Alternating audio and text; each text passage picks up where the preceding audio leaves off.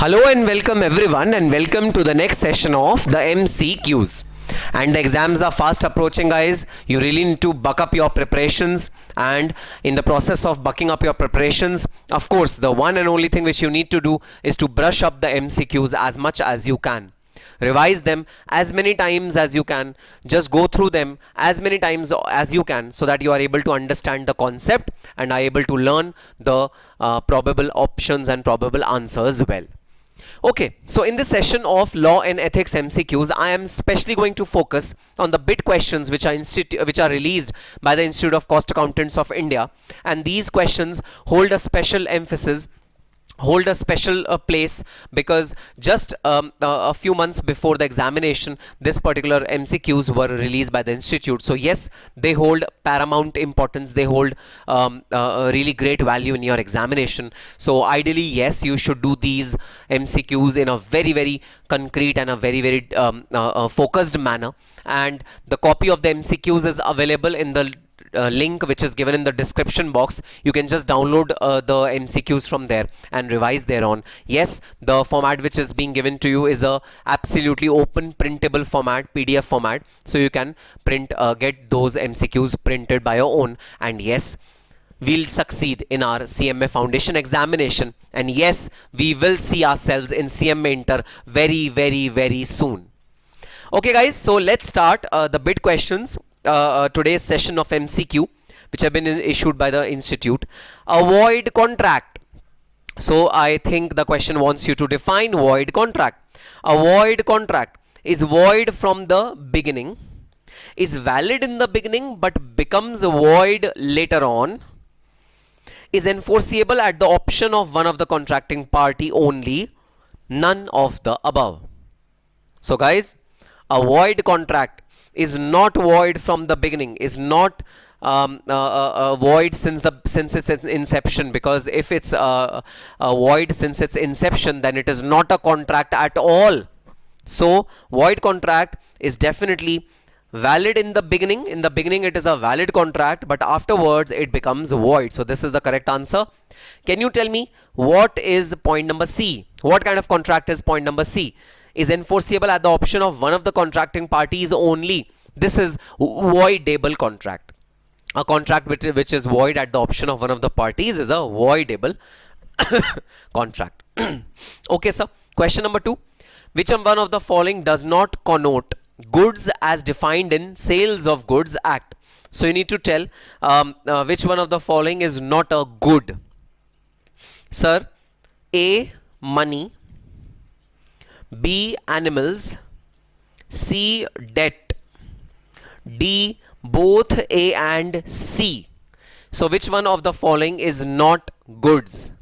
Guys, the answer is money is not good. Of course, there's a specific exclusion to it in the Sales of Goods Act, and debt is also not a good. So the correct answer is D, both A and C. Goods are not money, goods are not debt. So both A and C are not goods as connoted by the Sales of Goods Act. So the correct answer is D, both A and C. Okay, sir. Acceptance take place as against the proposer.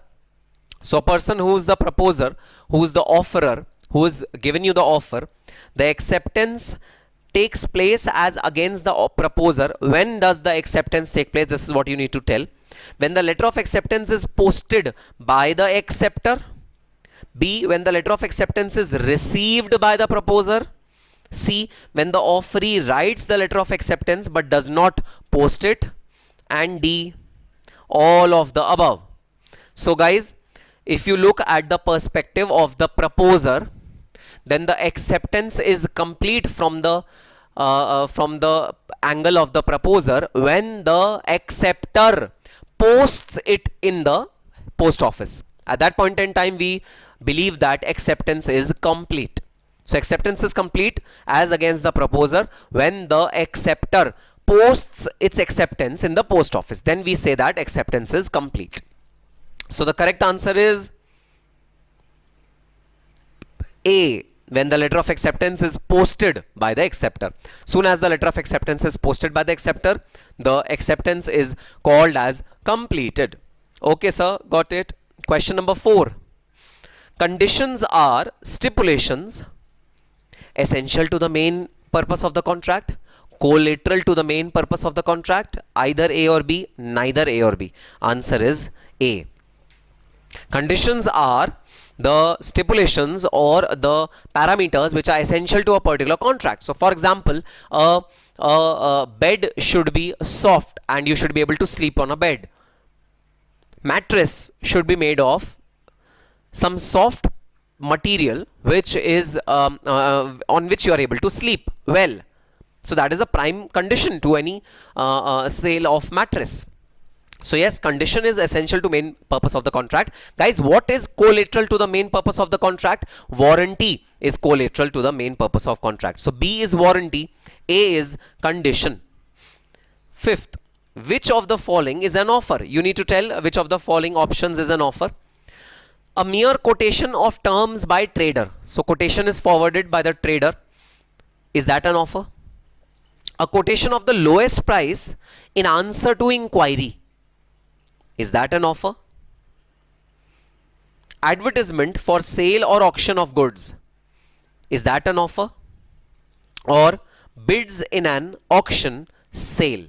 So the correct answer is bids in an auction sale is an offer, which the auctioneer has to accept or reject.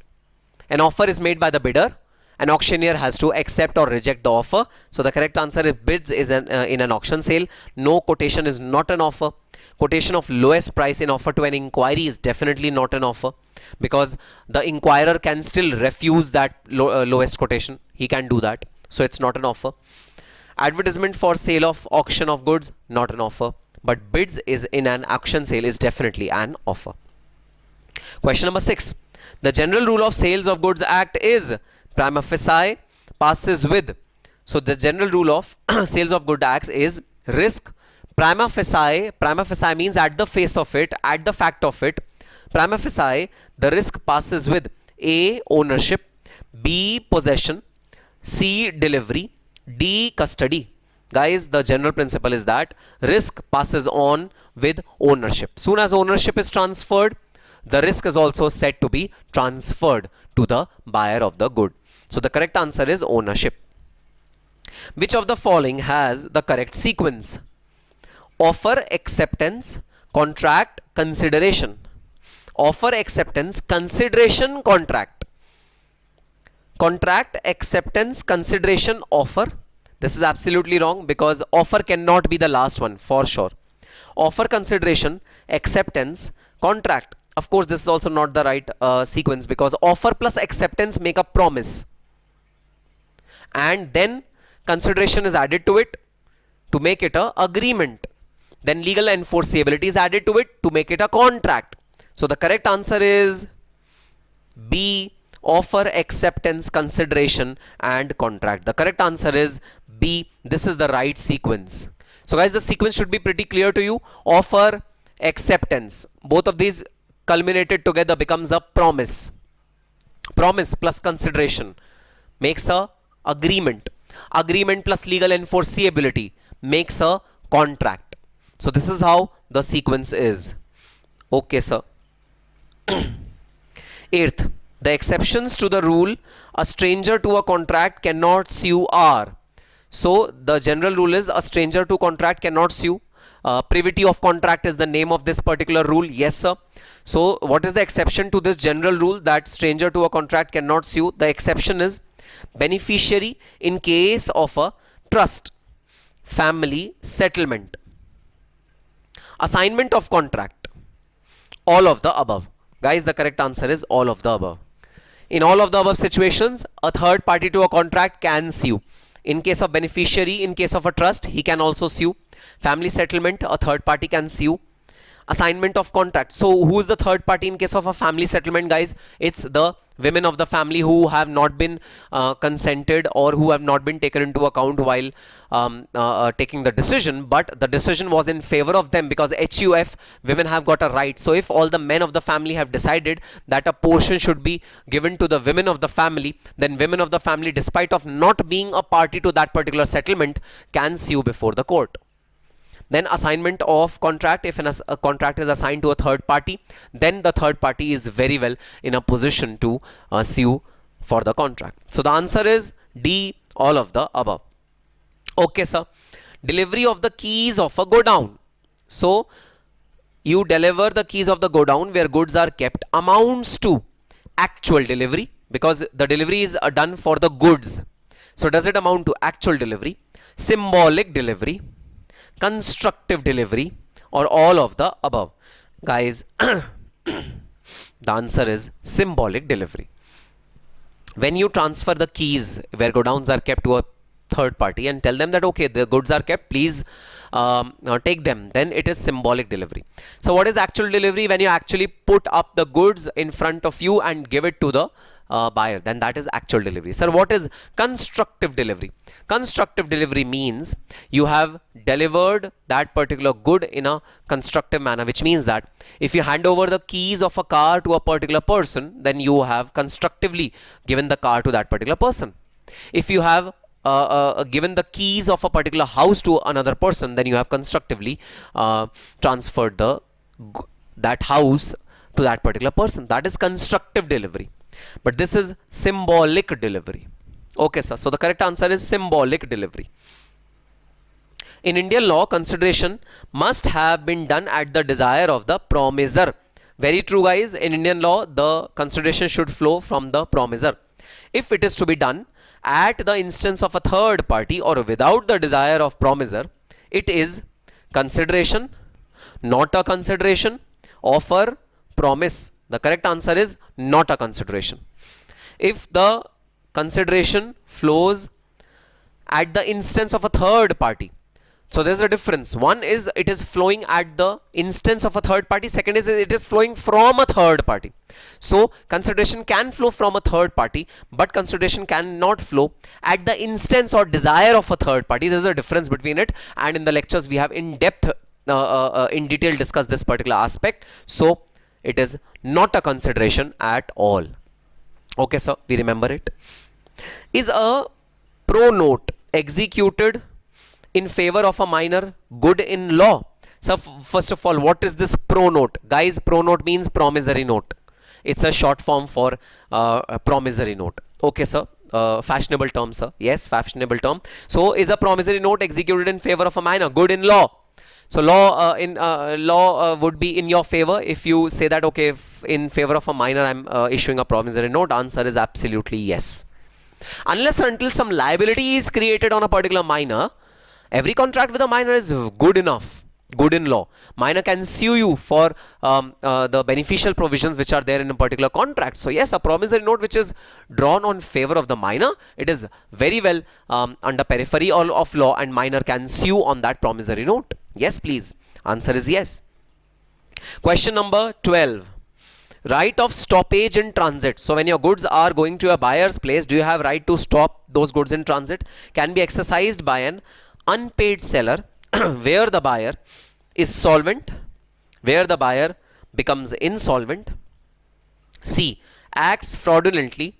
D, acts smartly. So guys, the law prescribes that where the buyer has become insolvent, at that point in time the unpaid seller can actually stop the goods in transit. So right of stoppage the goods in transit can be exercised only when the buyer becomes insolvent. So the correct answer is B.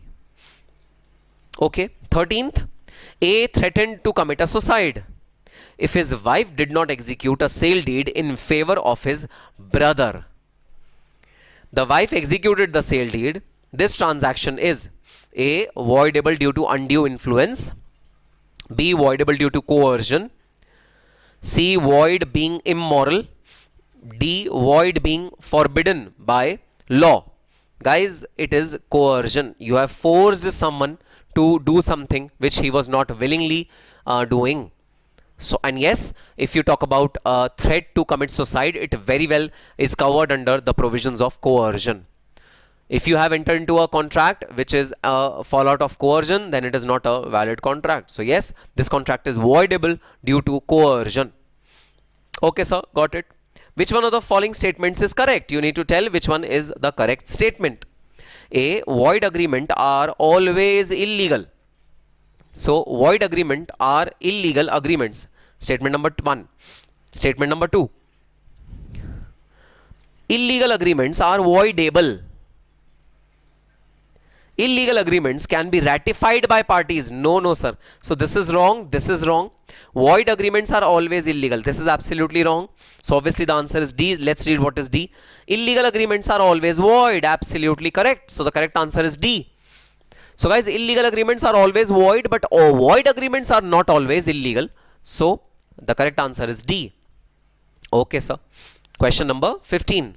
In pretended bidding, what is pretended bidding, guys? Pretended bidding is when the auctioneer or his person or someone known to him sits in the auction, and to raise the bid artificially, they give bidding. They bid to raise the bid artificially. This is known as pretended bidding. So let's see what is the question. Question says, in pretended bidding, sale is voidable at the option of the seller, is valid. Voidable at the option of the buyer is illegal. The correct answer is voidable at the option of the buyer. No, guys, it's not good to have pretended bidding in your auction, because if you are an auctioneer who has done pretended bidding, then the buyer can refute the sale. He can say that, okay, I don't want the sale to happen. So it is voidable at the option of the buyer. Question number 15. Okay, sir. Question number 16. B, having discovered a vein of ore on the estate of A, adopts mean to conceal and does conceal the existence of ore from A. So guys, A has got an estate, has got a property, and B has discovered ore, some rare metal in that particular property. But B does not want to disclose this fact to A. Owing to A's ignorance, B is enabled to buy the estate at a very low price. The contract is valid, contract is void, contract is voidable at the option of A, or contract is invalid. So guys, A is not aware about the ore which is there in that particular estate. A doesn't know about that ore. So B buys the estate at a very, very low price, at a very, very nominal price. Is this particular transaction, is this particular contract a valid contract, void contract, voidable at the option of A, or invalid? Guys, the answer is voidable at the option of A, because it was not based on true facts. It was not based on true discovery of facts. So B knew one thing which he did not disclose to A.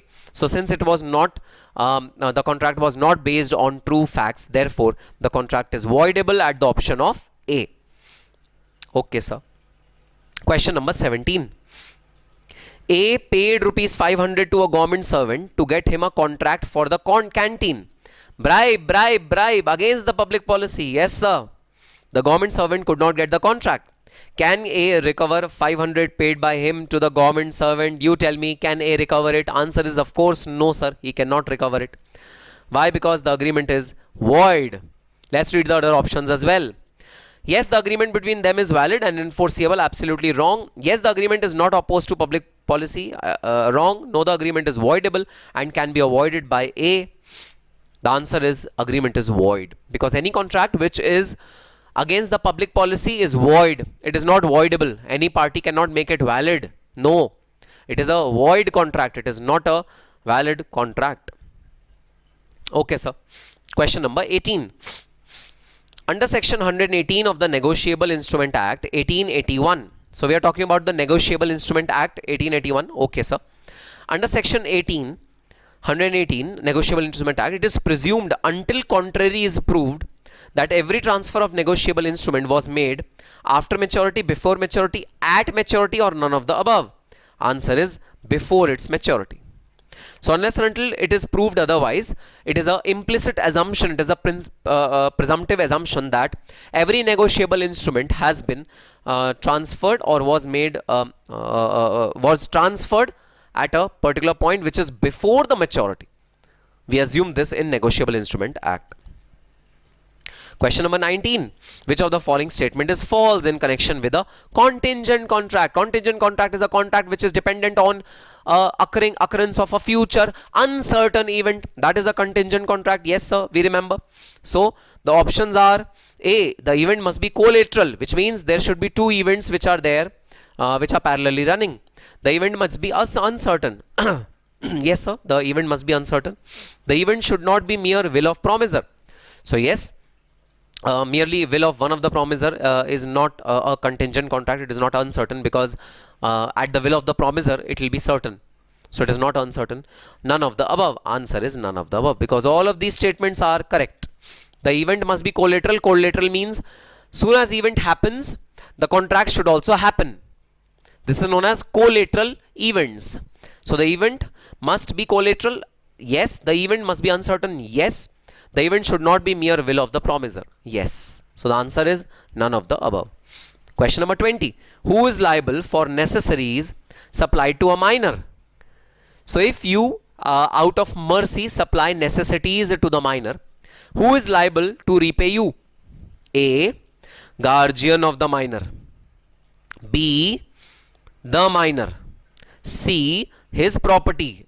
D, none of the above. Correct answer is his property, his estate. Yes, his estate is liable to pay you if you are not a minor and still you are giving some necessaries to a minor. And if you are giving some necessaries to a minor, then minor should not be liable to pay, but yes, his estate, his property should be liable to pay. Sir, if I provide luxuries to a minor, then no, his property is not liable to pay. Sorry.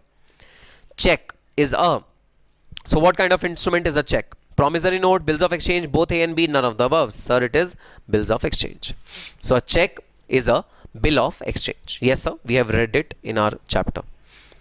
A contract stands discharged by performance of the contract, B, by breach of the contract, by agreement and novation, and all of the above. Sir, the right answer is all of the above. Yes. Either you complete the contract, or you rescind the contract, or you novate the contract. In all the three cases, the contract stands discharged, the contract stands ended. Question number 23. A maturity of a promissory note or bills of exchange is the date at which it falls due, of its presentation, of its acceptance, none of the above. Answer is the date at which it falls due, it becomes matured. Whether you present it or not, whether you encash it or not, whether you accept it or not, the day on which it is due, it becomes executed, it becomes matured. So the correct answer is A, at which it falls due. Question number 24. Where parties to a contract have agreed that a certain sum of money would be paid in case of breach of contract, the court will ensure that, so the parties have agreed that certain money will be paid in breach of contract. What will the court do? Court will ensure that A, exact amount mentioned in the contract is paid to the injured party. B, an amount not exceeding the stipulated amount is awarded. C, reasonable compensation not exceeding the amount stipulated is awarded. D, a sum exceeding the amount stipulated is awarded. Of course, this is not the answer, guys. The answer is C. Because damages are paid not to give you profit, but to compensate you for the loss. But it cannot be more than the stipulated amount which is written in the contract. So court will ensure that you give a stipulated amount, a reasonable amount to the party who is injured. But that amount should be a reasonable amount, not a amount which gives profit to the other party. Amount should not be that. Okay, sir. Question number 25. Dash days grace period is allowed for payment of check. So what is the grace period which is allowed for payment of check? A, 0, B, 3 days, C, 2 days, D, 7 days. Answer is 3 days. 3 days grace period is allowed for payment of a check. Okay, sir. 26.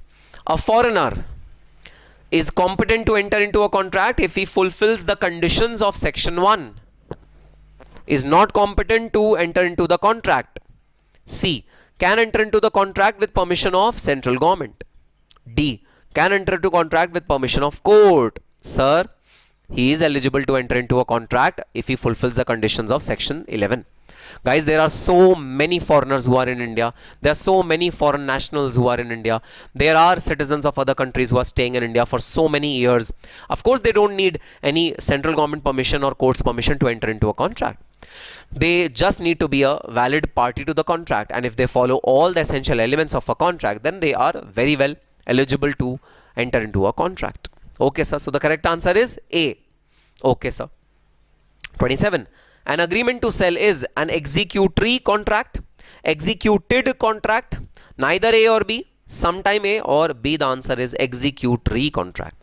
When you agree to sell in near future, then that agreement is known as executory contract, which means it will be executed in near future.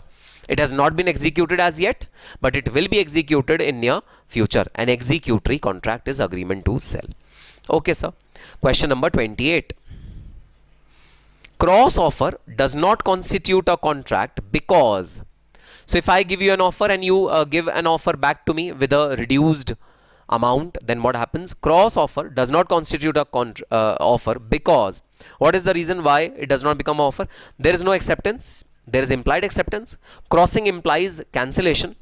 It amounts to counter offer. So of course the answer is there is no acceptance. Lack of a contract, lack of acceptance in this particular contract will lead to cross offer being abolished.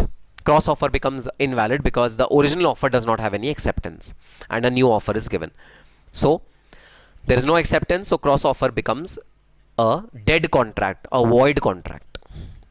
Whether stipulation is a condition or a warranty depends on so what is the defining criteria of what is a condition and what is a warranty? It depends on A, construction of the contract, B, conduct of the parties, C, trade or custom, D, local law. Guys, the correct answer is construction of a contract. How do you treat that particular stipulation in your contract? Are you treating it as a compulsory must kind of a stipulation? Or are you treating it as a optional stipulation or a stipulation which is just collateral or secondary to the main purpose of the contract? How are you treating that stipulation to be? That is the moot point while considering whether the stipulation is a warranty or a condition. So answer is construction of a contract. Question number 30. The communication of an acceptance is complete as against the acceptor. The person who is accepting. The communication of acceptance is complete as per the acceptor. Under what of the following situations? A, when it is posted. No, sir. Posting is a completion acceptance as against the offerer. Remember? So this is not the right answer. When it is put in course of transmission. No, it is not the right answer. When it comes to knowledge of the proposer. Yes, this is the right answer. So the acceptance is complete as against the acceptor when this acceptance reaches the offerer. None of the above is the wrong answer. So the correct answer is C, when it comes to the knowledge of the proposer. Question number 31. A contractor had to supply the army charpoys in certain quantities by installment. He failed to supply the requisite number, and even after that breach, the installment of charpoys was received by the army authorities. Meanwhile, the work orders were, however, cancelled. The order cancelling the work order were. So the order which cancelled the work order in this situation is valid, void, without authority, or contractor could claim the damages. Sir, void. How? Let's read the question once again. A contractor had supplied army charpoys. Army charpoys are some army equipments which are used by the soldiers in certain quantities by installment. He failed to supply the requisite number. And even after breach, the installment of charpoys was received by the army men. So the army charpoys were to be received in a particular quantity, in a particular manner. The manner was not fulfilled, the quantity was not fulfilled, the timeline was not fulfilled. Even after that, when timeline was not fulfilled, even when the installment went after the timeline, military didn't object to it, military accepted it. So guys, if military accepted it, if military did not object to it, then guys, the the order cancelling the work order is void because you shouldn't have accepted it. The military shouldn't have accepted it. The action of the military of accepting the charpoys beyond the stipulated time period in itself tantamounts to validation of the breach of contract. The breach is no longer invalid. The breach is valid because the military men have accepted the late installment of charpoys. So if the other party accepts your breach of contract, then that breach of contract doesn't remain a breach of contract at all. Yes, sir. The other party should have rescinded that breach of contract. Question number 32. In a book depot, a catalog of books enlisting the prices of each book and specifying the place where particular book is available is A, an invitation to offer, an invitation to visit the bookshop, none of the above. Guys, a brochure which is enlisting a particular books and the places where these books are kept is merely an invitation to visit the bookshop. It is not even an invitation to offer. It is merely an invitation to visit the bookshop. So you are invited to visit your bookshop, and that is how this particular catalog will be construed to be. Okay, sir. Question number 33.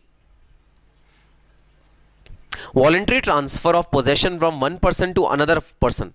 So if you transfer the possession of goods from one person to another person voluntarily, it's known as ownership, delivery, gift, license. Guys, it's known as delivery. The correct answer is B. Naturally, if you transfer the possession of goods from one person to another person, this tantamounts to delivery.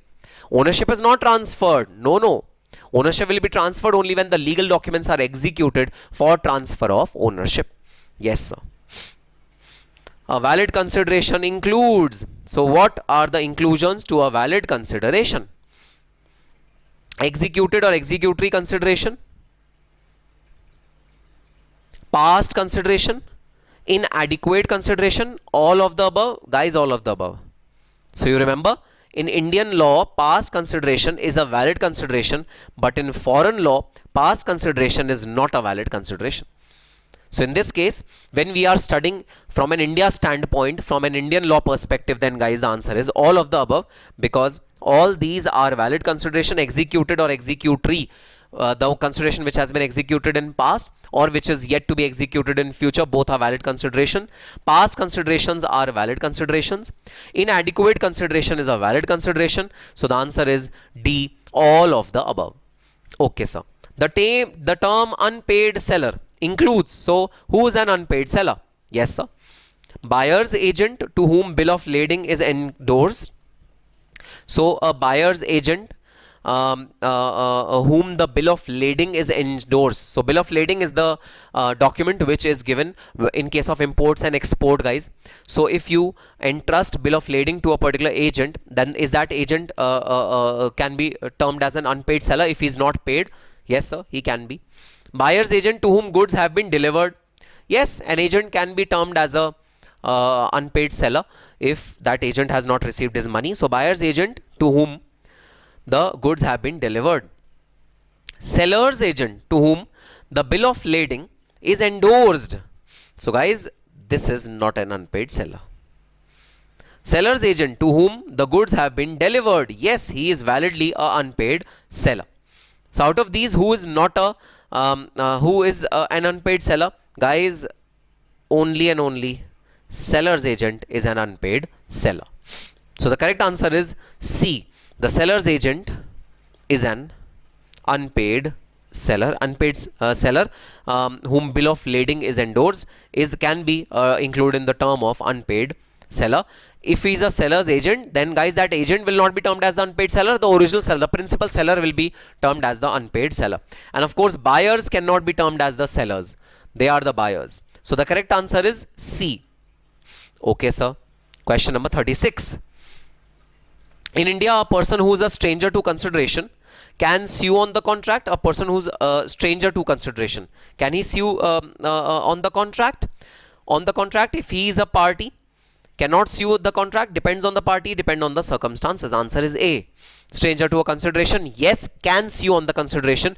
And we had studied the classic case in which the mother had asked her daughter to pay something to the uncle, maternal uncle, and all the estate of that mother was to be transferred to the daughter.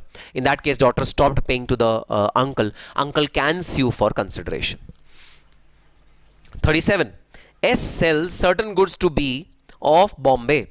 So S, who sells certain goods to B of Bombay, the goods are handed over to the railways for transmission to B.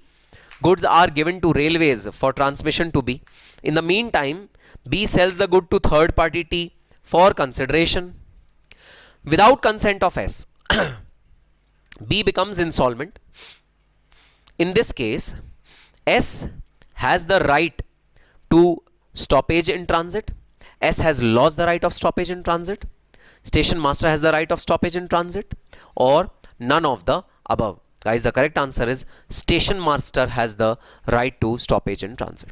Now let's see what has happened in this particular question. Let's see, analyze the facts of the case first. So S sells certain goods to B of Bombay. S sells goods to B of Bombay. The goods are handed over to railways for transmission to B. So liability is on the railways to transmission the goods to B. In the meantime, B sells the goods to T, third party. B further sells the goods to T for consideration. Without consent of S, he did not take consent of S. B becomes insolvent. So the goods can be stopped in transit by the person who is actually at that point in time in hold of that good. And who's that person? The station master of that particular railway. So the correct answer is C. Yes, sir. M is a minor. Okay, sir. Again, the question of a minor, and it's really risky to contract with a minor. We have studied that. Let's see what is the question. M is a minor. B, the borrower, approaches M for a loan on the basis of mortgage of house owned by B. So B approaches M for a loan, and B says, okay, keep my home as the mortgage. M advances the money, and B executed mortgage in favor of M, a minor. In these circumstances, A, mortgage is not enforceable by M because he is a minor. No, guys, mortgage is very well enforceable by M. M, despite of being a minor, can recover his rights, can recover his lawful possessions. B, the mortgage is enforceable but only when he attains majority. No, not true. Minor can enforce anything even when he is a minor. The mortgage is enforceable by M even when he is a minor. Perfect. The correct answer is C. C is the correct answer. Guys, you cannot trick a minor. Minor has unlimited rights. Minor has unlimited powers. So even if you try to defraud the minor, minor won't be affected because there are ultimate powers which are given to the minor. Question number 39. Threatening to commit certain acts forbidden by Indian Penal Code is associated with which one of the following? A, misrepresentation. B, fraud. C, coercion. D, unenforceable. Answer is coercion. If you threaten someone to do something which is illegal, something which is beyond law, then the guys, that act of yours is known as coercion. You are forcing someone else to do something. And question number 40. A contract to trade with an enemy. So if you have done a contract to trade with an enemy, you have an enemy means enemy country. A, an immoral agreement. It's an immoral agreement. B, a valid agreement. C, an agreement opposed to public policy. D, an enforceable agreement. Answer is C. It is an agreement opposed to public policy. And what is the result if an agreement is opposed to public policy? Sir, it is void ab initio. So yes, this agreement in which you contract to trade with an enemy is void ab initio. Why? Because it is against to public policy. So you are not following the public policy. It is against the public policy. So this kind of contract will be a void contract. Okay, so that's all for this particular section of Law and Ethics MCQs, guys. And do not forget to complete these MCQs, these bit questions, because bit questions are very, very easy, as I've told you in the beginning of the lecture. I'll be coming up with the balanced questions of this bit questions, and probably I'll be targeting to complete all the questions of bit questions at least, because bit questions are very, very important. So yes, we'll be meeting in our next session with the next set of bit questions. Till that time, all the very best and happy studying.